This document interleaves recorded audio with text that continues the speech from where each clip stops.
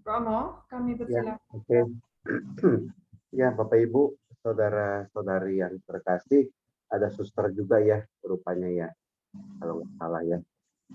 Ya, eh, kita di masa sekarang ini berada dalam masa pantang dan puasa ya. Dan tema renungan yang mau saya sampaikan adalah, saya lupa persisnya, tapi dengan berpuasa kita bisa mengalahkan puasa dosa, ya, puasa dosa. Pertama-tama mengenai puasa ya, kita harus ingat bahwa kita sedang dalam masa pantang dan puasa. Memang meskipun beberapa lama lagi katakanlah ya, tapi kita tetap tekun dalam pantang dan puasa kita ini. Namun yang baik bisa kita lakukan, pantang dan puasa itu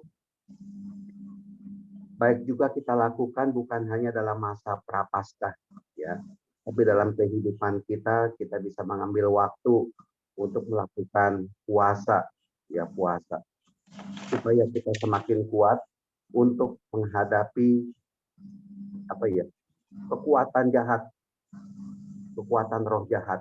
Kekuatan roh jahat itu bisa dilawan dengan berpuasa ya. Nah, mengenai berpuasa sendiri, Tuhan Yesus sudah memberi aturannya ya kepada kita sekalian mengenai hal berpuasa itu, salah satunya dari Matius bab 6 ayat 15, 17, 18 itu ya. Saya bacakan saja. Dan apabila kamu berpuasa, janganlah muram mukamu seperti orang munafik. Mereka mengubah air mukanya supaya orang melihat bahwa mereka sedang berpuasa. Jadi kalau kita berpuasa, kita lakukan dengan sepenuh hati, ya. Bukan untuk dilihat orang, ini tujuan kita ya. Berpuasa itu bukan untuk dilihat orang. Kalau kita ini sedang berpuasa atau kita berpantang dalam masa prapaskah ini, katakanlah, bukan untuk dilihat orang. Maka dari itu, kerap kali saya ditanya, Romo, selama masa pantang dan puasa, Romo kan pantang daging, katakanlah demikian, ya, katakanlah demikian. Maka nanti pada hari-hari tertentu tidak ada daging, ya, tidak ada daging di meja makan. Ya silakan saja, silakan saja. Tetapi bagi saya justru kita ini bisa sungguh-sungguh melakukan pantang dan puasa kalau godaan itu ada di depan mata kita. Ya, godaan itu ada di depan mata kita. Jadi biarkanlah di meja makan itu ada daging, ada makanan-makanan yang enak, ya, terserah. Tapi yang melakukan pantang dan puasa adalah saya sendiri. Biarlah ketika saya mengangkat tudung saji itu mungkin ada babi panggang, katakanlah ya, mungkin ada daging rendang, ada sate babi, katakanlah, ada ikan bakar, katakanlah, atau ada apa. Dan disitulah dia nilai pantang dan puasa. Jadi bukan begitu kita angkat makanan itu cuma sayur itu ya, lalu buah, ya silakan saja. Tapi kalau ada godaan, itu nilai puasa kita itu benar-benar itu ya, benar-benar bisa kita lakukan. Yang penting adalah urusan berpantang dan berpuasa itu hanya saya dan Tuhan yang tahu. Orang lain ya boleh saja tahu kalau saya sedang berpantang, kalau saya sedang berpuasa, tapi bukan untuk dipamerkan bahwa saya sedang pantang dan puasa. Bukan untuk dipamerkan. Kalau kita sedang pantang dan puasa itu tidak usah dipamerkan, tapi kita jalani saja. Ya, kita jalani pantang dan puasa kita itu dengan sepenuh hati itu. Dengan benar-benar kita melakukannya, ya. Nah, apakah puasa atau pantang itu bisa membantu kita untuk bisa lepas dari ikatan jahat, dari kuasa roh jahat? roh jahat itu seperti ya iblis atau setan dengan tujuan menggoda kita, ya. Kalau saya bicara mengenai setan atau iblis itu bukan berarti itu sebagai roh yang gentayangan yang kerap kali dimunculkan dalam sinetron-sinetron itu seperti pocong atau genderuwo atau jin seperti itu. Saya kalau setan seperti itu saya nggak takut. Kalau roh jahat seperti itu kita nggak usah takut, ya. Kita istilah kata tengking saja, usir saja dengan kuasa Tuhan Yesus. Dalam nama Tuhan Yesus, nyah dari hadapanku. Dan kalau kita kuat, setan itu akan takut. Karena begini Bapak Ibu, saudara-saudari. Saya pernah mengancam setan loh. Dalam arti begini, kali waktu tahun lalu sih ya, saya dipanggil ada orang butuh bantuan bahwa papanya atau opanya itu sudah usia 80-an tahun, katanya kerasukan, ya. Oke, saya datang ke rumahnya dan opa itu yang tadinya bicaranya halus, bicaranya baik, anak dan cucunya itu sampai bingung. Itu suka maki-maki orang dengan kata-kata yang kasar yang keluar dari mulut si opa tersebut. Dan tenaganya itu ya maaf saja ya, orang kalau udah usia 80 tahun kan itu kekuatannya melemah. Dipegang oleh satu orang atau dua orang aja itu lemah, nggak bisa apa-apa. Tapi ini saya lihat sendiri, si opa tersebut dipegang oleh 4 orang, 5 orang katakanlah. Itu yang megangin si opa itu sampai nggak kuat itu. Nggak kuat. Dan pada saat itu saya diminta datang, katanya sudah 3 hari. Si opa itu kemasukan roh jahat, kemasukan setan, kerasukan lah ya. Tidak mau makan dan tidak mau minum. Ya, anaknya khawatir. Ya, oke, lalu saya datang, saya doakan, dan akhirnya isi doa saya begini. Ya, saya ancam setannya, iblisnya saya ancam. Begini ancamannya. Kalau kamu mau keluar dari si opa, saya doakan kamu dan kamu bisa masuk surga. Kamu diampuni oleh Tuhan Yesus dan kamu masuk surga. Itu kalau kamu mau lepas dari tubuh si opa ini. Tapi kalau kamu tidak mau lepas dari tubuh si opa, mengganggu si opa ini, saya akan berdoa kepada Tuhan Yesus, biar kamu masuk neraka dan selamanya kamu ada di neraka. Luar biasa menyiksa.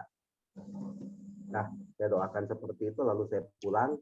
Ya kira-kira 1,5 jam dalam perjalanan saya pulang ke Wisma Samadhi, anaknya itu telepon saya dan bersyukur karena si opa itu kemudian sudah tenang, ya, sudah lepas katakanlah dari ikatan si setan itu.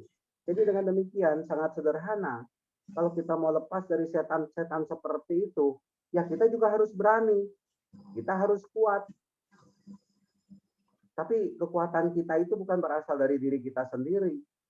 Kita berani karena apa? Karena di belakang kita ada Tuhan Yesus kok. Kekuatan kita kekuatan Tuhan Yesus.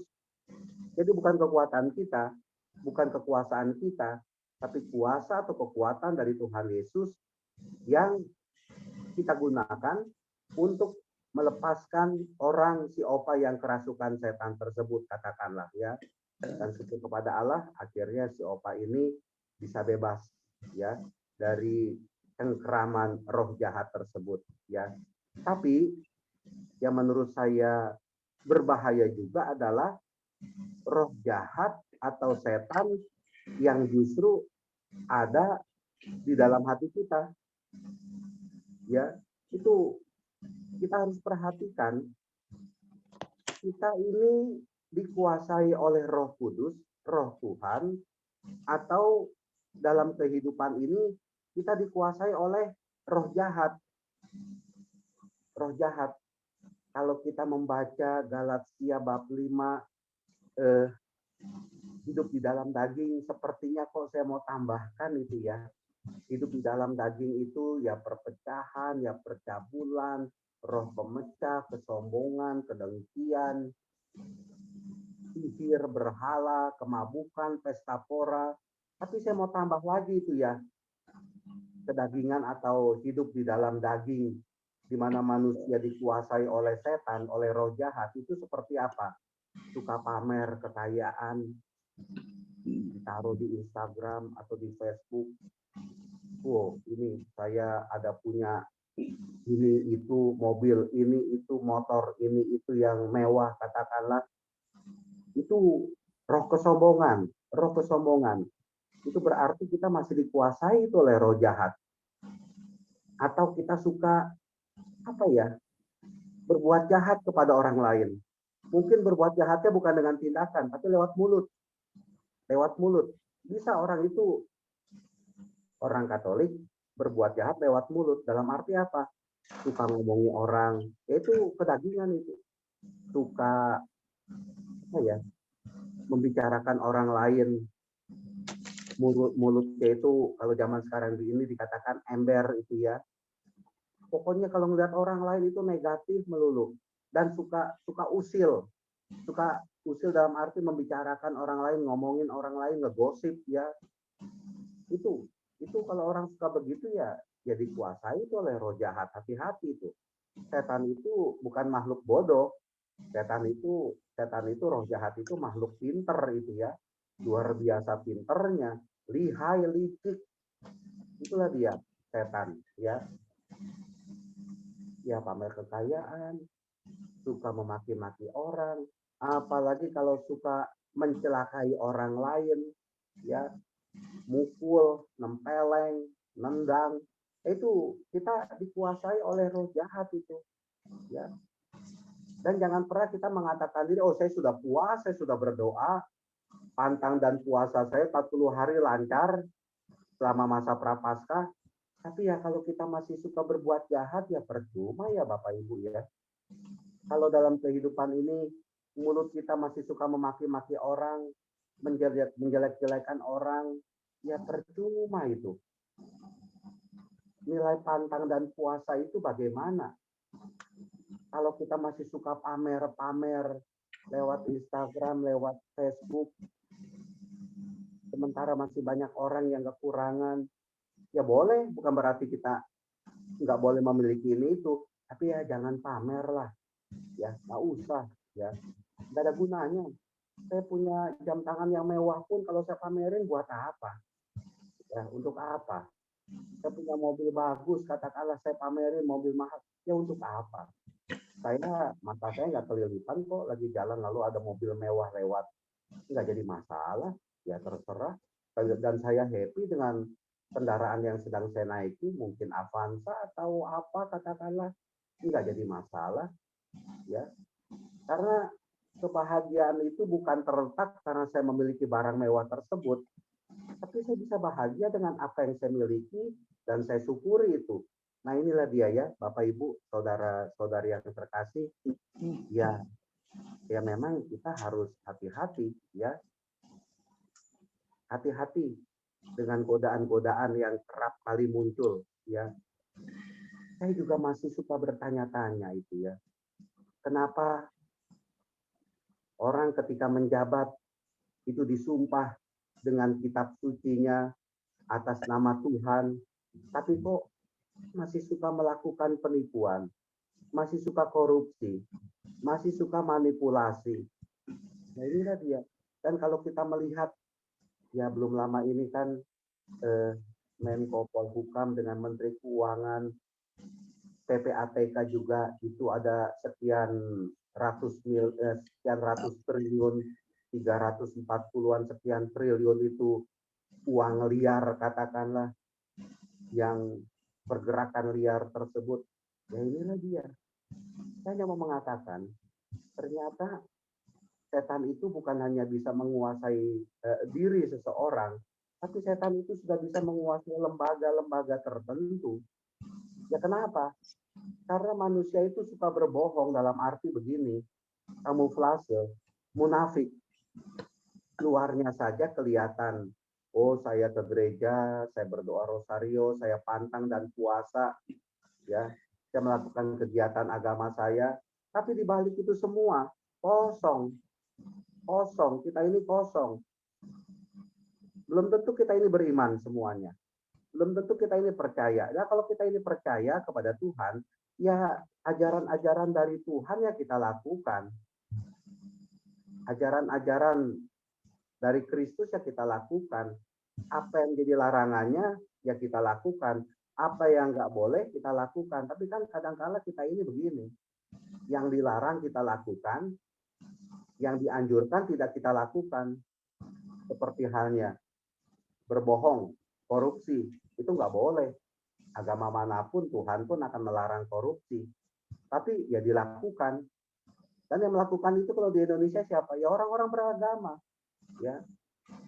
Tapi yang baik, yang dikehendaki oleh Tuhan, berderma, berbuat baik, memperhatikan orang lain, berjiwa sosial kepada orang lain, mendoakan orang lain, menahan diri, ya, tidak serakah, tidak korupsi. Itu yang mestinya kita lakukan ya tidak kita lakukan. Itulah dia ironinya.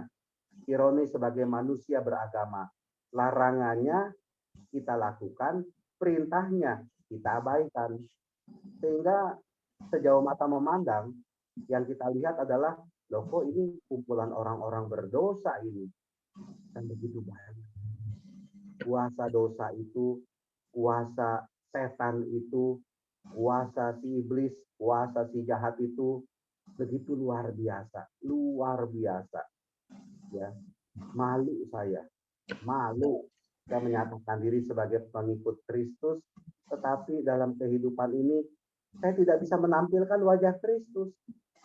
Malu saya dalam kehidupan ini saya sebagai pengikut Kristus, tapi yang saya tampilkan itu wajah iblis, wajah setan, ya, wajah dosa. Dan itulah dia yang kerap kali terjadi. Kenapa? Kenapa itu terjadi? Sekali lagi, karena manusia tidak serius dalam hal pantang dan puasa. Pantang dan puasa itu bukan sekedar tidak makan, tidak minum, Bapak Ibu. Bukan sekedar pantang itu, bukan sekedar tidak merokok, tidak makan daging, tidak jajan, tidak mengkonsumsi garam, tidak mengkonsumsi menggunakan plastik styrofoam katakanlah. Bukan itu. Tapi kita ini mengekang diri kita akan hal-hal yang negatif. Kalau kita hanya sekedar tidak makan ini, tidak makan itu, ya itu dianjurkan memang benar. Tapi intinya bukan sekedar tidak makan ini, tidak makan itu, tapi intinya supaya kita ini bisa mawas diri, bisa ugahari, ya, bisa melawan godaan-godaan dari si setan tersebut. Dan godaan-godaan itu begitu kuat, Bapak Ibu. Saya saja sebagai imam melihat, waduh, luar biasa. Ini umat saya kuat nggak ya? Umat saya kuat nggak ya? Berhadapan dengan godaan-godaan yang nampak. Luar biasa godaan-godaan itu. Sangat luar biasa, ya. Nah, itulah dia, ya. Saya teringat dalam Matius bab 17 ayat 21, ya. 21 dikatakan, jenis ini tidak dapat diusir kecuali dengan berdoa dan berpuasa. Ya, berpuasa. Itu ceritanya ada murid yang tidak bisa itu menyembuhkan orang yang kerasukan setan itu. Kemudian Tuhan Yesus mengatakan, ya, dan berpuasa itu. Berpuasa itu berarti kita mengekang diri kita terhadap kecenderungan yang tidak baik, ya. Dan sekali lagi, setan itu lihai itu menurut saya, ya. Setan itu sangat luar biasa itu dalam menggoda manusia. Jangankan kita sebagai manusia, Coba Bapak Ibu perhatikan itu ya, dalam Lukas bab 4 ayat 13 gitu ya. Ketika Tuhan Yesus habis dicobai di padang gurun itu. Ini ditulis di konkordansi yang lain itu tidak ditulis seperti dalam Matius dan dalam Markus ketika Yesus dicobai di padang gurun ya. Tapi Lukas mencatat begini dalam Lukas bab 4 ayat 13. Sesudah iblis mengakhiri semua pencobaan itu, pencobaan di padang gurun terhadap Yesus, perhatikan kalimat selanjutnya, ia mundur daripadanya, ia mundur dari Tuhan Yesus dan menunggu waktu yang baik. Ya, coba itu perhatikan. Lukas bab 4 ayat 13. Iblis itu pada saat itu tidak berhasil menggoda Tuhan Yesus dengan 3 cobaan. Ya, kita sudah tahu itu, ya. Tetapi apakah iblis itu mundur? Iblis menyusun kekuatan. Setan itu menyusun kekuatan. Dengan kata dari Santo Lukas 4 ayat 13, dan menunggu waktu yang baik. Coba perhatikan itu. Menunggu waktu yang baik. Yang mau saya katakan adalah apa? Itu setan itu lihai. Iblis itu luar biasa. Jangan pernah terkecoh, oh saya sudah mengalahkan iblis. Belum tentu, hati-hati. Ya, belum tentu. Kalau kita sudah benar-benar mengalahkan iblis, itu berarti ya kita tidak sombong, kita tidak angkuh, kita bisa berbuat kasih, kita bisa berbuat baik, kita bisa berbuat benar itu. Tapi oke, pada saat itu kita bisa melawan setan, tapi setan itu pun nanti suatu saat akan datang kembali kepada kita. Dan Tuhan Yesus pun juga mengalami hal itu. Ingat ketika peristiwa di Taman Getsemani, di mana Tuhan Yesus berdoa, biarlah cawan ini berlalu. Saya merefleksikan begini, ketika Tuhan Yesus mengucapkan hal itu, dia ingin supaya dia dibebaskan. Tuhan Yesus dibebaskan dari penderitaan yang akan datang kepada dia. Biarlah cawan ini berlalu. Lewat kesusahannya. Tapi Tuhan Yesus cepat sadar. Lalu Tuhan Yesus mengatakan, bukan kehendakku, melainkan Tuhan Yesus kembali kepada kehendak Allah Bapanya. Juga ketika Tuhan Yesus dipaku di kayu salib. Ingat ada penjahat yang disalib, ikut disalib di kiri dan kanan Tuhan Yesus. Penjahat yang satu mengatakan, engkau kan putra Allah, selamatkan dirimu dan kami. Dan ketika Tuhan Yesus mendengar kalimat ini dari si penjahat yang ngeyel, itu saya melihat itulah dia godaan. Iblis itu masuk ke dalam penjahat yang ngeyel itu, yang engkau kan putra Allah. Itu diambil tuh ya, predikat Yesus. Dia mengakui, engkau kan putra Allah. Yesus adalah putra Allah. Kalau engkau putra Allah, ya selamatkanlah dirimu dan kami. Masa sih kamu nggak bisa menyelamatkan dirimu? Ya, engkau putra Allah kok kalah dengan kayu salib seperti itu.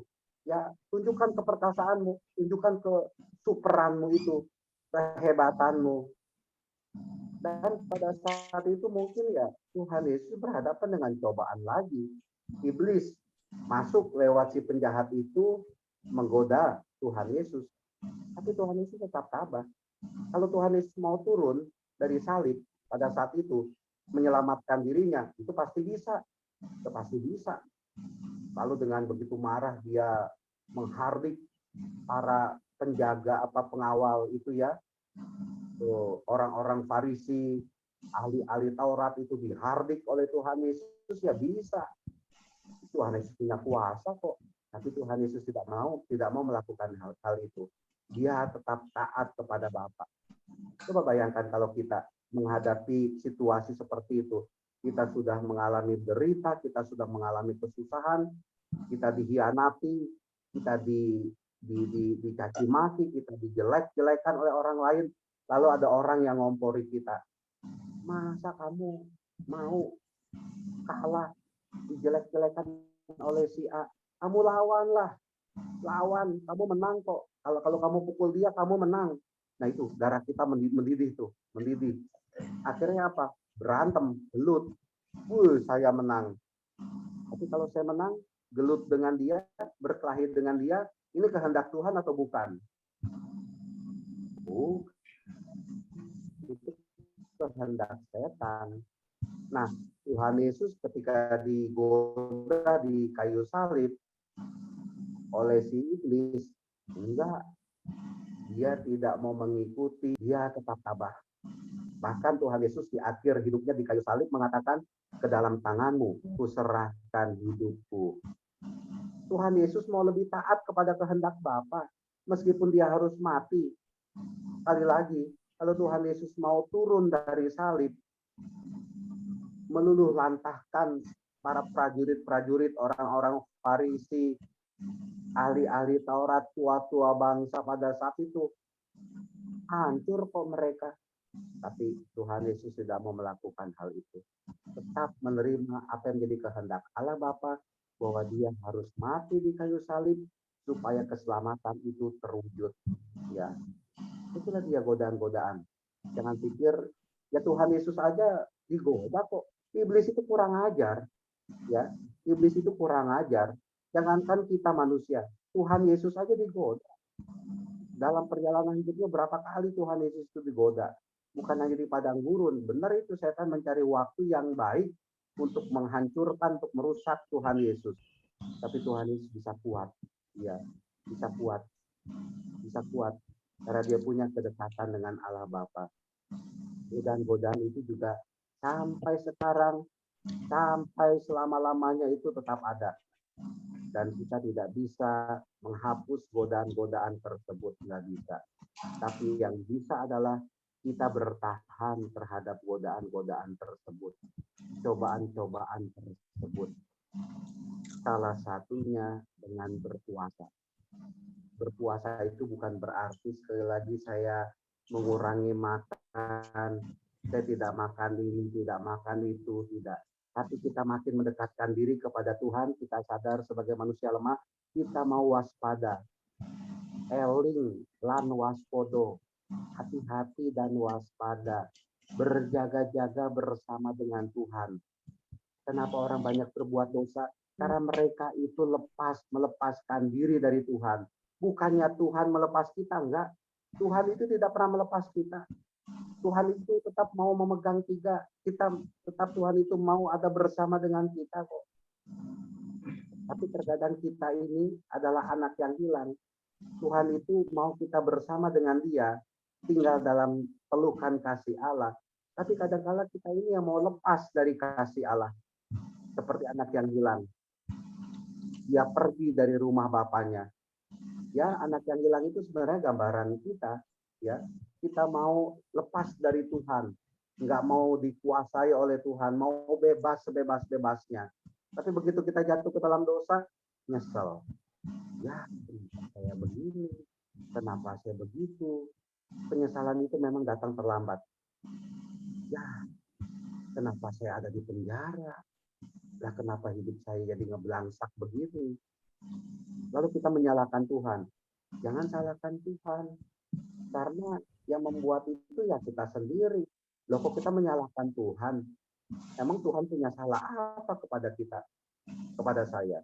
Bukankah kita yang salah jalan? Yang salah jalan tuh yang disalahkan Tuhan. Ya bagaimana ya? Nah itulah dia dalam kehidupan ini. Ya, yang saya mau katakan adalah kekuatan setan itu begitu kuat. Ya, godaan-godaan itu begitu kuat. Usaha-usaha untuk menjerumuskan kita jatuh ke dalam dosa itu luar biasa. Luar biasa. Dan kita apakah bisa melawan hal itu semua? Nggak bisa. Tapi kita ingat kekuatan kita ada pada Tuhan. Ya, dekatkan diri kita kepada Tuhan. Kalau kita mau aman menghadapi godaan-godaan tersebut, ya dekatkan diri pada Tuhan. Dan ketika kita berani melawan kesenangan-kesenangan semu tersebut, ya itulah dia bagian dari puasa kita. Untuk apa saya punya barang-barang mewah kalau semuanya itu dari korupsi? Untuk apa saya punya mobil motor mewah kalau semuanya itu dari manipulasi? Untuk apa saya punya jam tangan mewah itu semua kalau semuanya itu dari hasil pencucian uang atau bagaimana? Untuk apa saya berbuat dosa? Belum belum masuk neraka aja udah masuk neraka di dunia ini. Apa itu? Penjara. Ya maka dari itu kita harus hati-hati ya. Hati-hati jaga diri kita, jaga hati kita, jaga keinginan kita, jaga hawa nafsu kita yang kadangkala itu menjerumuskan kita ya, menjerumuskan kita. Nah, kita berada dalam masa pantang dan puasa ini, kita diajak untuk mawas diri itu saja ya. Mawas diri untuk lebih melekatkan diri kepada Tuhan, bukan melekatkan diri pada hal-hal yang sifatnya sementara atau materi yang gampang hilang begitu saja ya. Ya kalau kita memang mendapatkan itu secara halal ya silakan, bukan berarti saya mengatakan Anda tidak boleh kaya, silakan. Kalau Anda mendapatkan kekayaan itu secara halal, baik, banting tulang, jerih payah, promo saya sudah kerja berpuluh-puluh tahun, saya mau menikmati hidup ini, ya silakan. Saya mau punya mobil Ferrari, silakan kalau itu halal, ya. Dan kalau itu benar-benar dari jerih payah sendiri. Saya mau punya motor mewah, motor mewah, katakanlah Harley, silakan. Ya itu dari hasil jerih payah saya bekerja, banting tulang bagaimana, dan akhirnya saya punya, ya silakan. Ya kalau halal, ya kalau nggak halal ya janganlah. Ya mawas diri, hati-hati, mawas diri itu berarti ya kita mau menjaga itu ya. Nah itu semua bisa kita lakukan dengan berpantang dan berpuasa. Berpantang dan berpuasa itu mengatakan tidak kepada hal-hal yang membuat saya jatuh ke dalam dosa. Meskipun godaan itu begitu hebat, begitu kuat, saya mau tetap kuat di dalam Tuhan Yesus. Itu. Saya mau kuat dengan berpantang dan berpuasa, membuat saya semakin kuat di dalam Tuhan Yesus. Makna pantang dan puasa membuat saya semakin kuat, semakin hidup di dalam Tuhan Yesus, semakin bisa mengasihi sesama, semakin mampu berbuat baik. Dalam hidup ini kita boleh pamer gak? Boleh. Tapi pamerkan itu kebaikan. Semalam saya lagi jalan, saya kepengen beli buah. Dan di depan itu saya beli nasi goreng, bukan untuk saya, untuk satpam saya. Belikan tiga bungkus nasi goreng, ada 2 satpam, 1 lagi buat jaga. Murah kok Bapak Ibu, cuma 15.000. 45.000, tidak membuat saya kaya, tidak membuat saya miskin, tapi saya bisa membuat satpam saya bergembira, dapat makanan. Lagi enak-enak digoreng, saya melihat ada dua anak kecil jual tisu. Saya nggak membeli tisunya, tapi saya bilang begini, kamu lapar nggak? Iya om, lapar.